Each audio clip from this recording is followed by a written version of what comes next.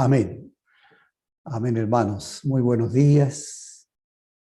Qué alegría ver sus rostros, poder a través de este medio estar juntos, sintiendo lo mismo, con una misma fe y una misma esperanza.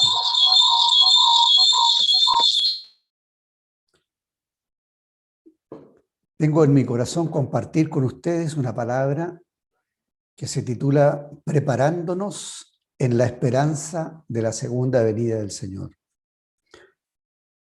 Esta palabra, preparándonos, es un gerundio, es un presente continuo en el idioma inglés. Es una acción que está ocurriendo en el presente. Nuestra vida está en un presente continuo. Estamos preparándonos. Estamos santificándonos. Estamos esperando la venida del Señor. Y ese presente continuo, es bien interesante la estructura gramatical, porque cuando Dios se presenta a sí mismo, cuando Moisés le pregunta, ¿y en nombre de quién voy a ir donde Faraón? Entonces Dios se presenta así con un presente continuo. Yo soy el que soy. Y en el idioma nuestro no se capta muy bien porque es como si usara las dos conjugaciones que tiene el idioma inglés y los idiomas asiáticos también, que el idioma griego también, ¿no? Que el estar y el ser y estar, se usan con la misma palabra, ¿no? En el idioma inglés, ser y estar es una misma expresión, es un mismo sonido, por así decir. Entonces, cuando Dios dice, yo soy el que soy, es como si dijera, yo soy el que está. Yo soy el que está presente. Y por esa razón es que los judíos nombran a Dios como el Eterno. El Eterno significa el que está siempre presente. Es la misma expresión que tiene en el idioma griego cuando Jesús está caminando sobre el agua y los discípulos se asustan y él dice, no temáis, porque yo soy el que está. En el idioma español, en la Reina Valera, no tenemos esa traducción. Yo soy el que está aquí, el que está presente, el que está andando sobre el agua. Se fija que el gerundio tiene que ver con ese presente continuo. Es interesante que los que han hecho el estudio de los idiomas asiáticos y estudian los idiomas de los nativos de Sudamérica, partiendo de los onas y de los mapuches, de los idiomas que usaron el Imperio Incaico y así, todos los idiomas de América del Sur, tienen la estructura gramatical exactamente como la estructura de los idiomas asiáticos. Y eso hace pensar a los historiadores que el poblamiento americano del cono sur vino desde Asia, ¿no?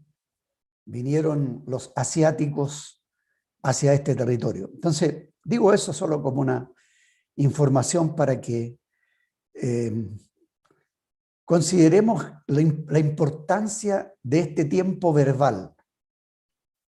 Se aplica a los términos verbales terminados en ar, en ir, en er, añadiendo el AND. Entonces, preparar es preparándonos, ¿no? Esperar, esperando.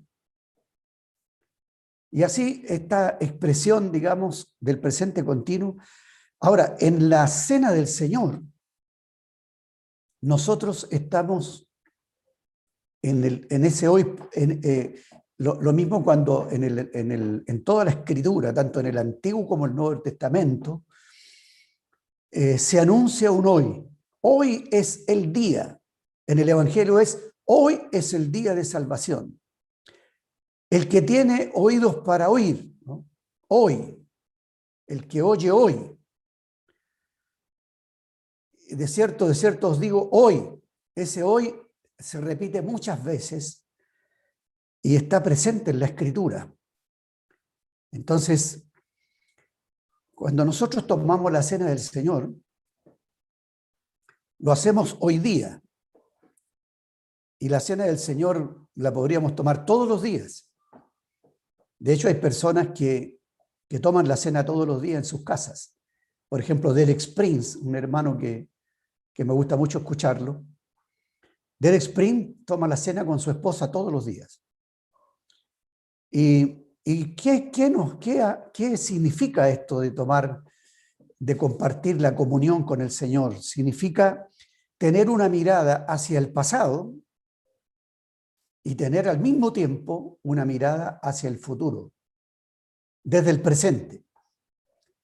Estamos comiendo el cuerpo de Cristo, estamos bebiendo la sangre de Cristo. ¿Con qué mirada? Con la mirada atenta hacia lo que ocurrió en la cruz del Calvario, mirando hacia atrás, hacia la cruz, en la obra consumada de nuestro Señor Jesucristo, pero al mismo tiempo mirando hacia el futuro, en la promesa que nos hizo el Señor, de que Él vendría otra vez. Entonces, en esto de tomar la cena, miramos hacia atrás y miramos hacia adelante. Y en esa mirada, por eso la cena del Señor tiene momentos. El momento previo a la cena es adorar al Señor, exaltar al Señor, agradecer, porque por algo los católicos le pusieron Eucaristía a la cena, porque Eucaristía significa dar gracias. Gratitud, mirando al pasado por todo lo que nos vino, todos los dones, toda la gracia, todas las bendiciones que nos vinieron por medio de la obra del Señor Jesucristo. Y luego todo lo que vendrá, porque solamente tenemos un anticipo, pero la esperanza nos hace mirar hacia el futuro. Hoy día estamos esperando la venida del Señor. Estamos esperando ese día glorioso, cuando nunca más habrá lágrimas ni dolores, nunca más habrá guerras, nunca más ansiedades, nunca más enfermedades. Entonces, nos llenamos de esperanza. Hoy día, para vivir el presente, que es una lucha continua, y es un constante esforzarse y un constante trabajo, estamos trabajando, estamos velando, cuidando. Entonces, nos estamos preparando. Ahora, decía, en la cena del Señor hay momentos. El momento previo a la cena es esa gratitud. En el momento previo de la cena no estamos suplicando por cosas personales, sino que estamos viendo que la provisión que tenemos en Cristo es tan abundante, es tan completa.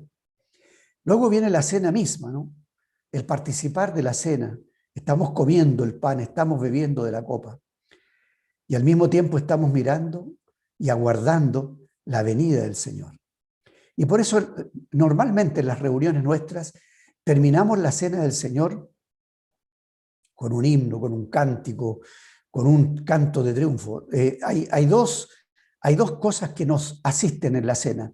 Hacer memoria de los sufrimientos del Señor, pero al mismo tiempo recordar la victoria del Señor, el triunfo del Señor. Entonces la cena del Señor, en resumen, uniendo las dos cosas, el dolor y la felicidad al mismo tiempo. El identificarnos con Cristo en su sufrimiento, pero al mismo tiempo identificarnos con Cristo en la alegría de su victoria. ¿Cómo conjugar esas dos cosas? Esas dos cosas están presentes en la cena del Señor y lo estamos viviendo día a día, cada momento. Solo que al tomar la cena lo confirmamos y lo celebramos y lo proclamamos y anunciamos la venida del Señor y tomamos la cena del Señor hasta que Él venga. Expresamos la esperanza, estamos esperando. Ahora bien, quiero ir al libro de Lucas, capítulo 12, verso 35 al 47. Un texto que estudiamos cuando con ustedes vimos estudiamos lo que fue el libro de Lucas, y va a servir como un repaso. La repetición, hermanos, es el principio del aprendizaje. Repetir, en primer lugar. En segundo lugar, repetir. Y en tercer lugar, volver a repetir. Entonces, Pablo dice que él no tiene problemas en volver a repetir las mismas cosas. Y bueno, es para un maestro de la palabra, para un predicador, recordar las cosas que se han dicho es un principio del aprendizaje. Así que, ¿qué estamos repitiendo? Quizás las mismas cosas, pero al repetirlas, tiene como resultado aprehenderlas. No solo aprender, sino aprehender, que es tomar, es asimilar, internalizar, practicar, experimentar. Entonces, aquí estamos. El capítulo 12 de Lucas dice: estén ceñidos vuestros lomos y vuestras lámparas encendidas. Entonces, la primera condición del primer aprendizaje fundamental, sin lo cual no podemos avanzar, es tener ceñidos nuestros lomos. Los lomos son esa parte física de nuestro cuerpo que tiene que ver con los muslos, ¿no? Y tiene que ver también con la actitud de ceñirse, tiene que ver con inclinarse. Cuando uno toma un peso, la fuerza la van a hacer los muslos, esa parte de las caderas y de los muslos, de las piernas, que sostienen el peso. Para tomar algo pesado que está abajo, entonces nos inclinamos para levantarlo. Entonces, eso de estar ceñidos los lomos, de tener los lomos ceñidos, está hablando también, en otras partes de la Escritura, habla de tener ceñidos los lomos de nuestro entendimiento. Quiere decir que nuestra comprensión de lo que es lo más fundamental para avanzar en la vida cristiana es tener esta actitud de la humildad. La humildad significa bajarse. La humildad es la postura del Espíritu Santo escondido en Dios Padre y en el Hijo, comunicando al Padre y al Hijo de una manera escondida. Lo que hace el Espíritu Santo hoy día, que Él no vino para ser glorificado, Él vino para glorificar a Cristo, escondido en nuestros corazones, ahí en lo más íntimo de nuestro ser, habitando en la cámara más interna de nuestro ser, en el espíritu, en la conciencia, en los sentidos, en la percepción, en el discernimiento. Ahí está el Espíritu Santo glorificando a Cristo, no glorificándose a sí mismo, sino exaltando a Cristo en nuestros corazones y exaltando la paternidad de nuestro Padre. La postura de un cristiano tiene que ser exactamente la misma que tiene el Espíritu Santo. La postura de estar inclinado, de estar humillado, de estar quebrantado. Dios nos ha dado la gracia a través de muchos medios para prepararnos. La preparación siempre tiene que ver con santificación. Estamos siendo santificados, nos estamos santificando. Y la santificación tiene que ver con discernir lo bueno de lo malo y apartar lo malo y quedarse con lo bueno. Entonces, aquí está la primera lección, el primer aprendizaje, la humildad. Les recomendé en la clase que hicimos de Lucas el libro de Andrew Murray, La humildad, en donde nos enseña que el aspecto o la característica o el atributo más importante que está transmitiendo el Señor Jesucristo, lo que transmitió el Señor Jesucristo en su vida terrenal, como el Cordero de Dios. Y fíjese que el Apocalipsis menciona 29 veces la palabra Cordero, referida al Señor Jesucristo, pero no es Cordero, es Corderito, el Corderito de Dios. porque la debilidad más grande está en un corderito, en una criatura pequeña. El cordero en sí ya es manso y humilde, pero corderito todavía lo hace más pequeño. Pero tremendo, qué tremendo que el corderito que fue inmolado es digno de tomar el poder, la riqueza, la fortaleza, la honra, la gloria, la alabanza. Todo lo contrario de la debilidad. Pero ¿cómo se llega a eso? El camino para llegar al poder, a la gloria, a la exaltación, a ser levantados, es estar agachados, quebrantados, humillados. Entonces ahí están los medios de gracia. Y los medios de gracia son la lectura de la Biblia, la oración. Los medios de gracia son el tener el dominio propio, prácticas piadosas que no actúan independientes, porque la sola lectura bíblica y el solo estudio bíblico no sirve. Tiene que estar acompañado de oración. Y la lectura bíblica y la oración tampoco servirían si no tenemos como fundamento de nuestro crecimiento y desarrollo hacia la madurez la humildad. Entonces, ¿cómo? Aquí vamos a mencionar algunos medios de gracia que nos ayudarán en nuestro crecimiento espiritual, en nuestra santificación. Tener las lámparas encendidas. Note que está en plural. No dice la lámpara, sino dice las lámparas. Vuestras lámparas encendidas. Y la primera lámpara que a mí se me ocurre que tiene que actuar aquí es el corazón. El corazón encendido. ¿Por qué el corazón? Porque el corazón es el centro de los afectos. El corazón es el que tiene la ternura. El corazón es el que vibra con los sentidos. El corazón es aquel lugar de nuestro ser interno que tiene esa llave sagrada que nosotros, ejerciendo nuestra voluntad, nuestro libre albedrío, inclinamos el corazón a quien queramos. Y el discernimiento y el conocimiento de la voluntad de Dios nos lleva a pensar, a discernir y a elegir que el corazón siempre tiene que estar inclinado delante del Señor y siempre dispuesto y abierto hacia nuestro Dios. Las lámparas encendidas. Lo contrario es tenerlas apagadas. Y tenerlas apagadas trae como consecuencia lo que vamos a ver después en un momento más. ¿Qué más con respecto a las lámparas encendidas? Otra lámpara es la mirada, los ojos que nos permiten discernir o observar los diseños, los colores, las formas, la mirada. La mirada que nos permite ver de una manera tangencial, visible, de una manera material, corporal, la mirada. ¿Dónde está nuestra mirada? Pero no solo las cosas, ahora estamos hablando de los ojos del entendimiento, la mirada espiritual. La mirada tiene que estar puesta en aquel que es el autor y el consumador de la fe.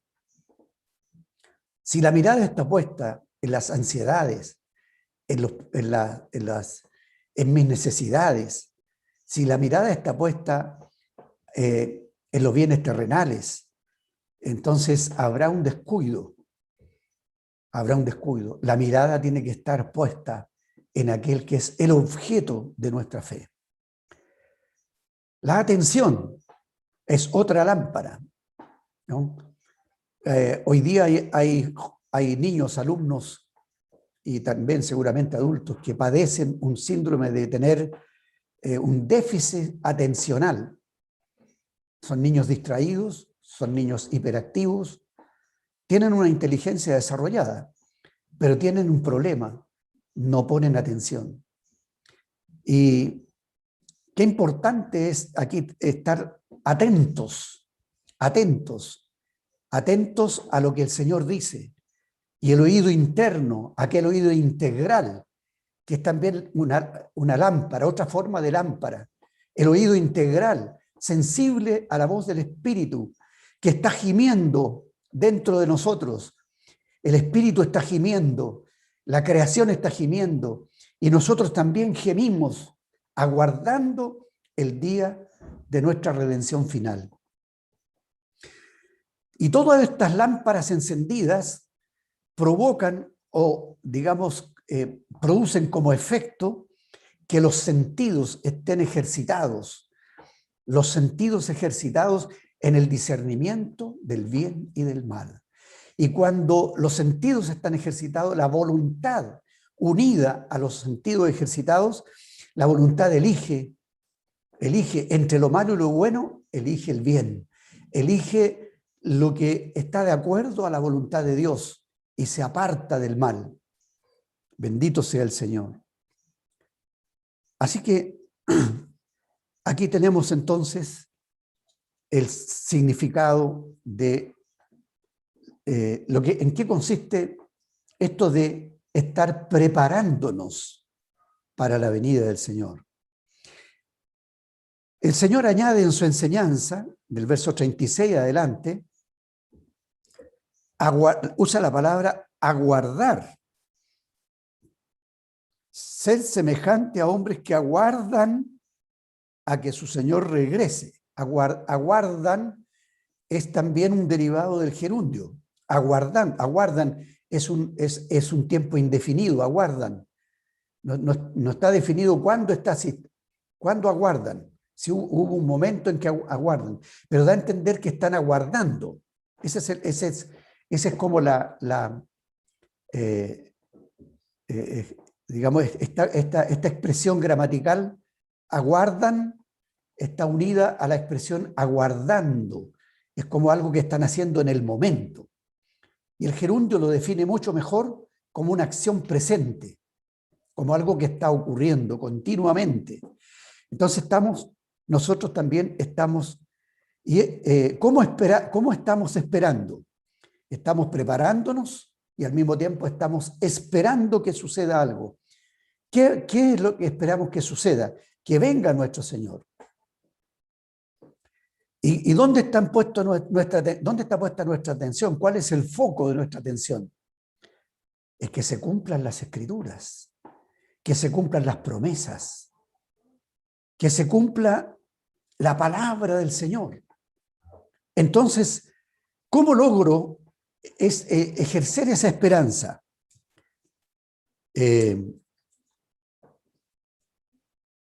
Dice, velando, ¿no? Usa el verso 37, dice, bienaventurados aquellos siervos los cuales su Señor cuando venga halle velando, y una vez más el gerundio, velando, de cierto os digo que se ceñirá y hará que se sienten a la mesa y vendrá a servirles. ¡Qué promesa! Que el Señor vaya a servirnos a nosotros en aquel día, en esa gran cena. Y todo eso por estar velando. La palabra velando viene del idioma latín y es la expresión vigilare. Vigilare es vigilando, es sinónimo de velar, ¿no? Y velar tiene que ver, lo contrario de velar es dormir. Acuérdense que el Señor Jesús le dice a los discípulos, momentos en la noche que él estaba preparándose en el Getsemaní para su partida, le dice, ¿no habéis podido velar conmigo una hora? Y los encontró durmiendo. Entonces lo contrario de velar es estar durmiendo. Ahora, velad. ¿Por qué velar? Para que no entréis en tentación. Escuche bien, atentos, que esto ¿cuál es el sentido de velar? Para que no entréis en tentación, sí, tiene que ver con la santificación. Porque si somos tentados vamos a caer. Y caer es contrario a permanecer en la santidad. Así que todo está concatenado, está está unido, digamos. Ahora, ¿qué más? Vigilar es estar despierto en las horas cuando las personas duermen. Eso es vigilar. Cuando todo el mundo está durmiendo, cuando toda la gente está durmiendo, cuando el común de todas las personas está durmiendo, el cristiano aparta un momento, sobre todo cuando está traspuesto o cuando está con insomnio. Cuando las cargas, como dice el canto, cuando las cargas amenazan la tranquilidad, cuando las dudas o las pruebas, cuando las pruebas amenazan la tranquilidad. ¿Qué pasa en esos momentos? El cristiano eleva sus pensamientos. Cuando medito en ti, dice el salmista, en las vigilias de la noche, ¿no? Las vigilias de la noche. Ahí en el lecho, tal vez tendido en la cama, pero con sus sentidos puestos, con su mirada puesta, con su fe y su esperanza puesta en el Señor Jesucristo, en el blanco de la fe. ¿Qué más? Una segunda o tercera acepción de esta palabra, vigilare, tiene que ver con cuidar a un enfermo de noche, que es lo que se hace en los hospitales. Los enfermeros, los médicos están ahí, hay personal de turno, porque los enfermos cuando están graves no se pueden dejar solos. Tiene que haber alguien que los esté vigilando. Entonces, cuidar. El apóstol Pablo usa una expresión de cuidar. Acuérdense de cómo los cuidamos a ustedes. El cuidado que les dimos como la nodriza cuida a sus propios hijos, así los cuidamos nosotros a ustedes. El cuidado tiene que ver con el ejercicio pastoral, el cuidado de las almas. Entonces, ¿y cómo cuidamos? ¿Cómo vigilamos? Es cuando estamos colocando toda nuestra esperanza en la venida del Señor, porque estar preparado para la venida del Señor implica que yo no voy a estar preparado si yo no estoy vigilando, no estoy orando, no estoy cuidando.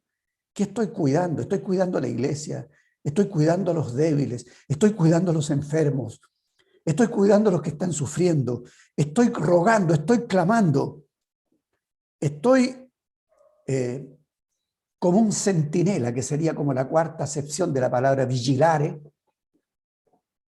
centinela de la aurora, alza el cuerno pregonero de la luz de la mañana. Es el centinela que está cuidando, ha estado toda la noche despierto. Es el policía, es el carabinero que le ha tocado su turno, es el militar que está ahí en la torre, vigilando que no venga el enemigo a asaltar la ciudad. El vigilante es el soldado, es el obrero que está ahí en la fábrica, es el que está en el puerto, en la torre de vigilancia, mirando que no venga una nave enemiga a asaltar el puerto. El vigilante, el centinela. Bendito es el Señor. Apliquemos esta palabra. Ejerzamos esa función del vigilare, ¿no? Y también vigilando en las promesas del Señor, esperando en el cumplimiento.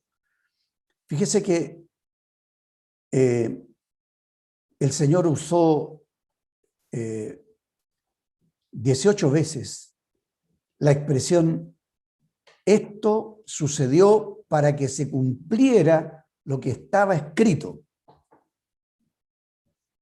No son mucho más de 18 veces, parece que 18 veces está en uno de los evangelios, pero son muchas las veces que el Señor mencionó. Y Lucas también usa una y otra vez en el evangelio de Lucas, una y otra vez, y en el libro de los Hechos, esto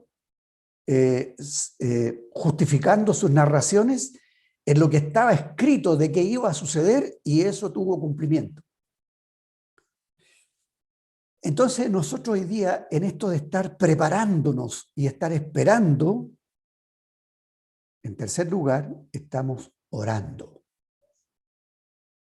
orando, porque todo lo demás que he mencionado, la preparación y el esperar, implica la oración.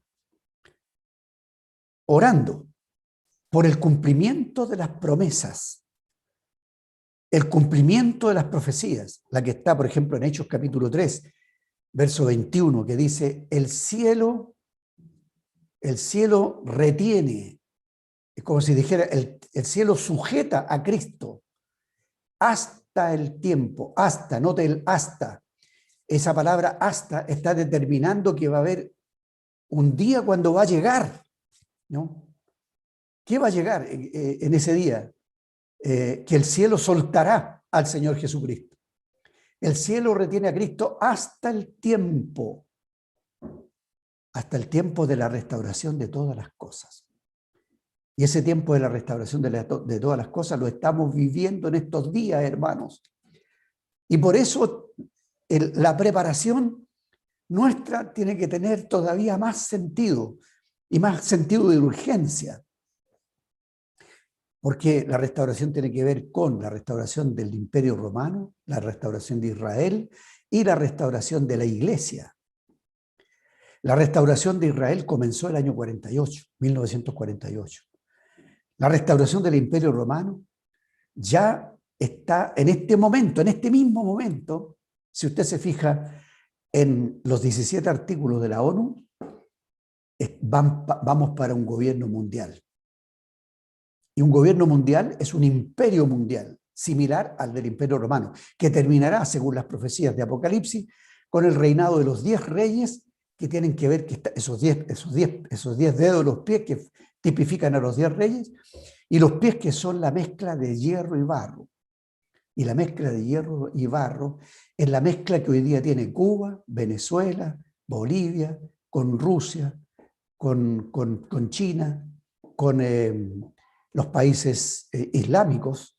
Todos ellos están confabulados para un gobierno mundial. Así que estemos atentos, pongamos atención, que nuestras lámparas estén encendidas por lo que está ocurriendo en el mundo en este momento. Y la iglesia que está siendo restaurada. La iglesia más que nunca tiene que tener las lámparas encendidas en este tiempo. Y para que eso ocurra, hermanos, necesitamos orar por los enfermos. Necesitamos orar por sanidad, orar por liberación, orar por restauración y orar por salvación.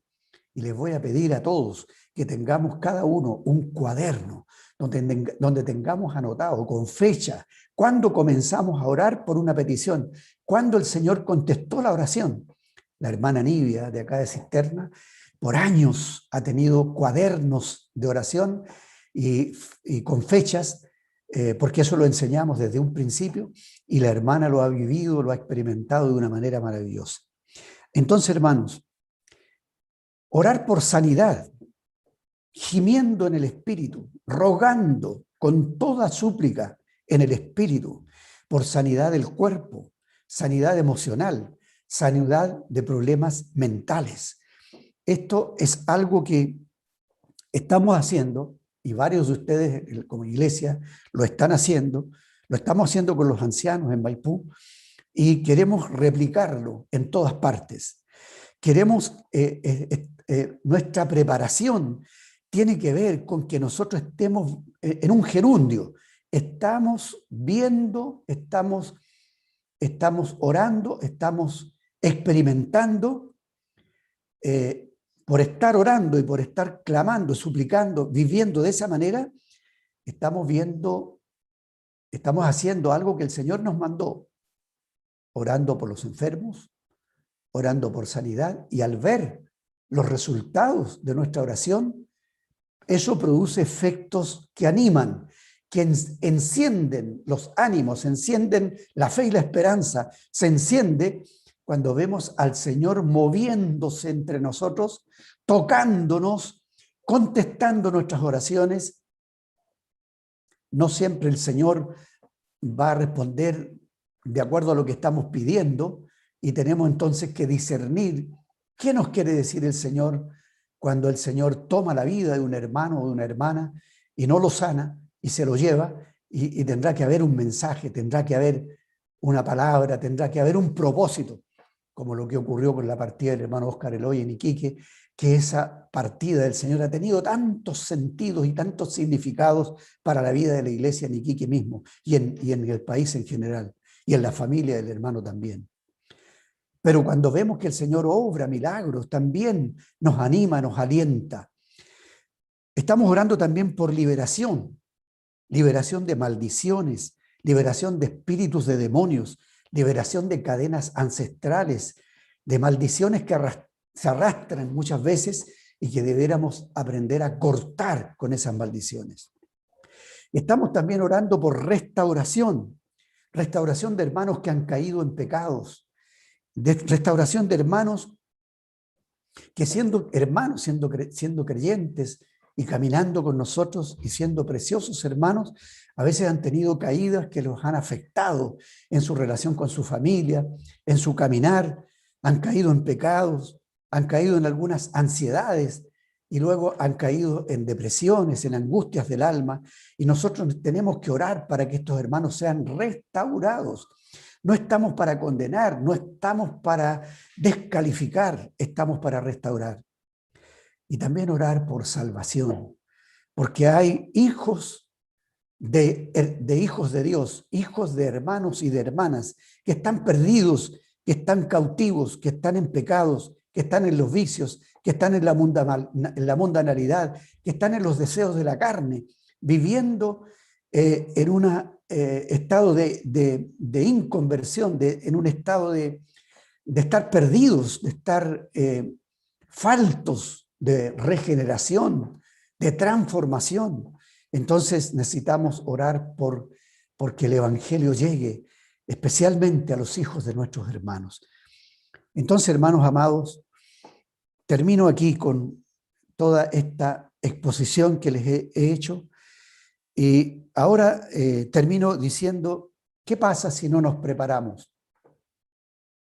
¿Qué pasa si no estamos preparándonos, si no estamos esperando, si no estamos orando? ¿Qué pasa si no estamos viviendo este gerundio, este presente continuo? ¿Qué pasa?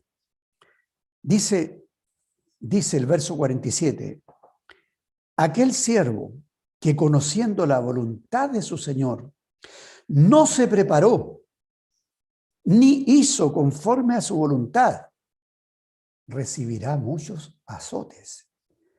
Mas el que sin conocerla hizo cosas dignas de azotes, será azotado poco, porque a todo aquel a quien se le haya dado mucho, mucho se le demandará, y al que mucho se le haya confiado, más se le pedirá. Aquí hay un gran principio. ¿Qué nos espera en esta preparación, en esta actitud, en esta práctica de estar preparándonos? ¿Qué nos espera? Premios, recompensas, nos espera la bienaventuranza de la bienvenida que nos hará el Señor cuando lleguemos al tribunal de Cristo y nos diga, bien, buen siervo y fiel, sobre poco has sido fiel, sobre mucho te pondré, entra en el gozo de tu Señor. Y nos confesará delante de los ángeles y dirá, en la tierra me confesó delante de los hombres. Y esa confesión no tiene que ver con solamente decir yo creo en Cristo, sino que la confesión tiene que ver con un testimonio de vida. Nosotros somos profesantes. Nosotros tenemos un credo confesional. La confesión nuestra tiene que ver con lo que profesamos. Y lo que profesamos no solamente está expresado en las palabras, sino en la forma como vivimos, en el estilo de vida que tenemos. Y por haber vivido ese estilo de vida, el Señor nos confesará delante de los ángeles. No solo para decir, este fulano de tal, sino que al mismo tiempo decir, este fulano de tal va a reinar sobre tantas ciudades y ustedes los van a acompañar. Gloria al Señor. porque no reinaremos solos, estaremos con Cristo, pero los ángeles nos acompañarán donde quiera que vamos, porque ellos fueron creados para el servicio de los que serán herederos de la salvación. Amén. ¿Con cuántos ángeles contarás para la misión que te será encomendada? Ese será tu premio, ese será tu recompensa, esa será tu corona. Pero si no vivimos consecuentemente el gerundio, el hoy, si hoy oyereis su voz. Si no vivimos, ¿qué nos va a ocurrir? ¿Qué podría ocurrirnos? Ser azotados. Y eso es triste. Ese será el día del lloro y el crujir de dientes. Al que poco se le dio, no se refiere a conocimiento, se refiere a habilidades, a dones. Hay algunos que tienen muchos dones y otros que tienen pocos dones. Y alguien dirá, no conviene tener tantos dones porque si soy hallado falto, no ser tan azotado. Pero no, hermanos, tiene que ver con que mientras más conozcamos al Señor o mientras más vivamos consecuentemente la vida cristiana, nos ayudará a estar mejor preparados. Y mientras más ignorantes somos y mientras más descuidados somos, más desatentos, mientras más descuidados somos de la vida cristiana, empeoramos nuestra condición. Así que, hermanos amados, hermanas queridas, familias de la iglesia en Maipú, que esta palabra, que me llega mucho a mí, me la predico a mí mismo.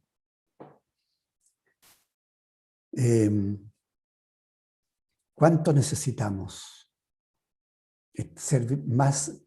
aplicar esa palabra de vigilar, que tiene tantos significados, ¿no?